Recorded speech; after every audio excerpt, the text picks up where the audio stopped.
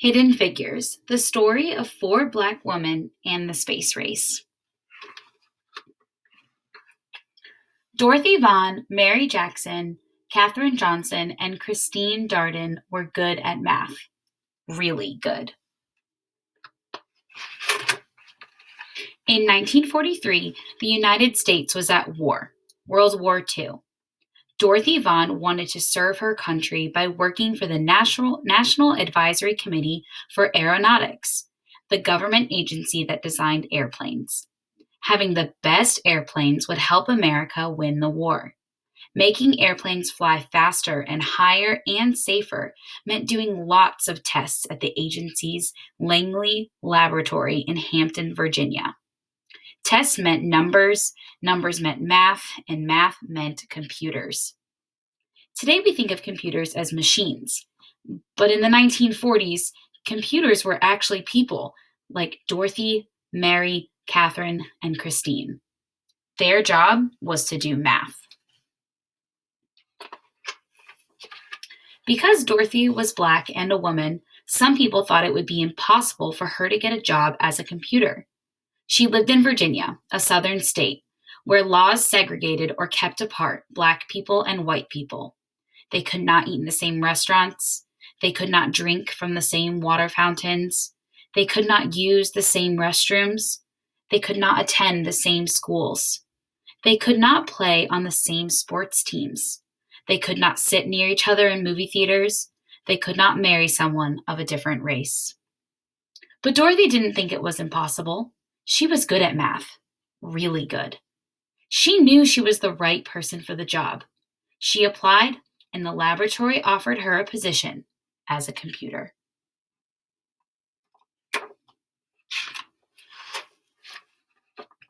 At work, Blacks and whites were kept apart. The white computers worked in one building, and Dorothy and the other Black computers worked in a different building, in their separate office. Even though they worked on the same kinds of assignments, the Black computers and white computers used separate bathrooms and ate in separate lunchrooms.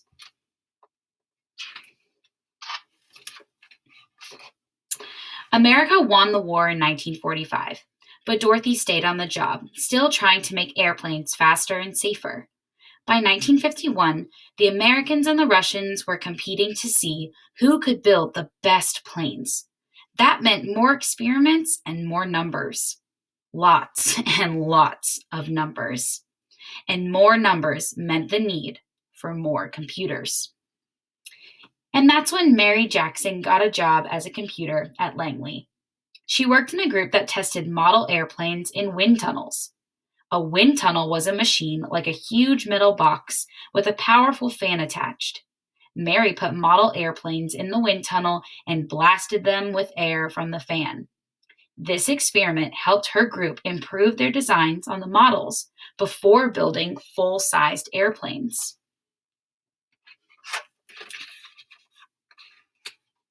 Mary wanted to become an engineer, but officials said it was impossible.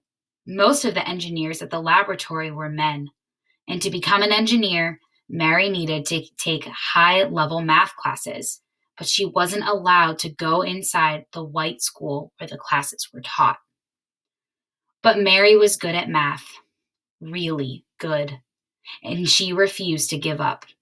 She got permission to enter the school building and take the math classes, and she earned good grades.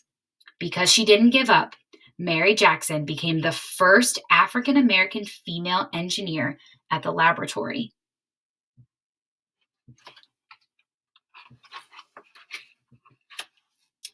Katherine Johnson was good at math and always asked lots of questions. In 1953, she applied to the laboratory for a computer job and was placed on a team that tested actual planes while they were flying in the air. Their research was used to figure out ways to prevent future plane crashes. In one of her first projects, she learned how to analyze turbulence, or dangerous gusts of air. No one knows how many lives her work may have helped save.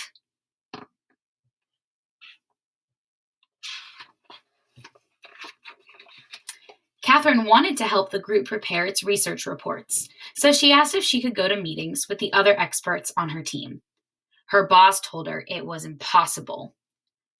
"Women aren't allowed to attend meetings," he said. But Catherine knew she was as good at math as anyone else, maybe better. So she asked him again, and again, and again. Catherine asked her boss so many times that he finally invited her to the meetings. Catherine was good at math, really good. And because she fought to be treated the same as the men, she became the first woman in her group to sign her name to one of the group's reports.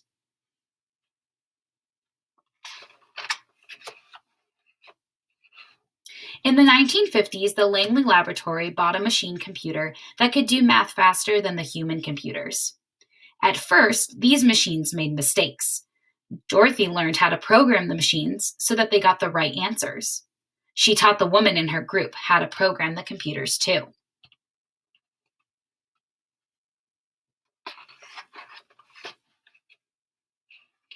In 1957, Russia launched a satellite known as Sputnik into orbit around the Earth. The United States started building satellites to explore space too.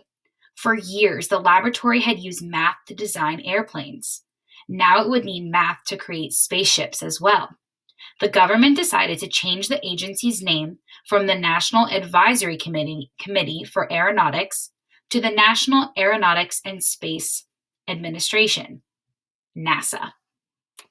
In 1961, President John F. Kennedy told Congress, "I believe that this nation should commit itself to achieving the goal before this decade is out of landing a man on the moon and returning him safely to Earth."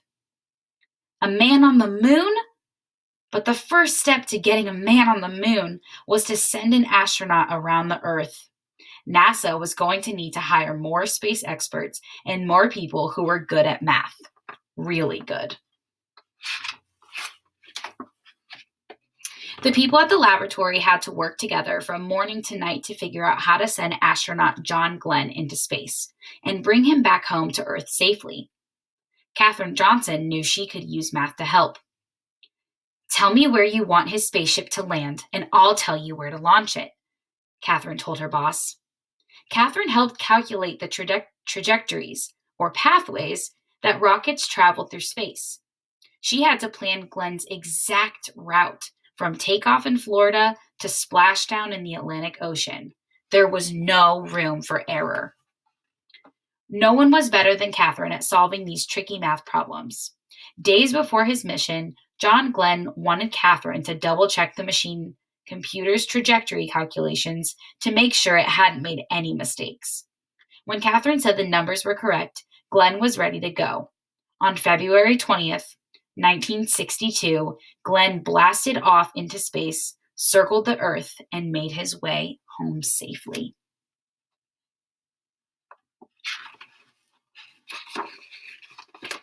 Meanwhile, laws began to change so that black and white students could go to school together. Blacks fought for the right to sit beside whites on buses and to drink from the same water fountains. At the laboratory, black and white computers started working together in the same offices, eating at the same lunch tables, and using the same bathrooms.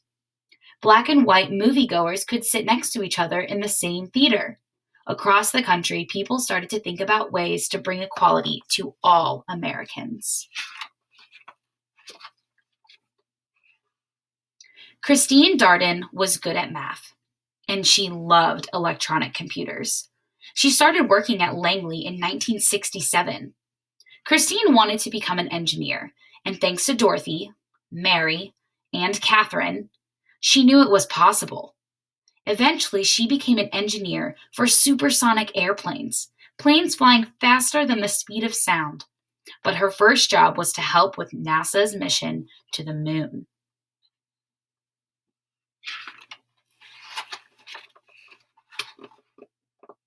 The people at the laboratory prepared for years to send astronauts to the moon, about 238,900 miles away from the Earth.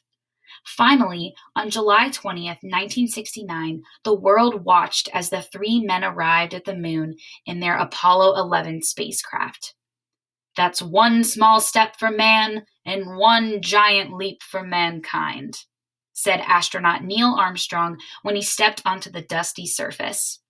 But it was also a giant leap for Dorothy, Mary, Catherine, Christine, and all the other computers and engineers who had worked at the laboratory over the years.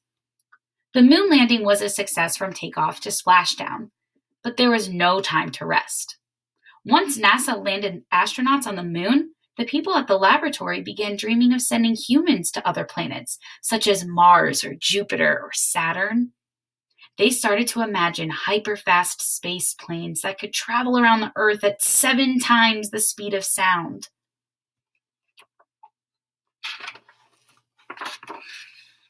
The next adventure wouldn't be easy and would require lots of tests and lots more numbers. But Dorothy, Mary, Catherine, and Christine knew one thing. With hard work, perseverance, and a love of math, anything was possible.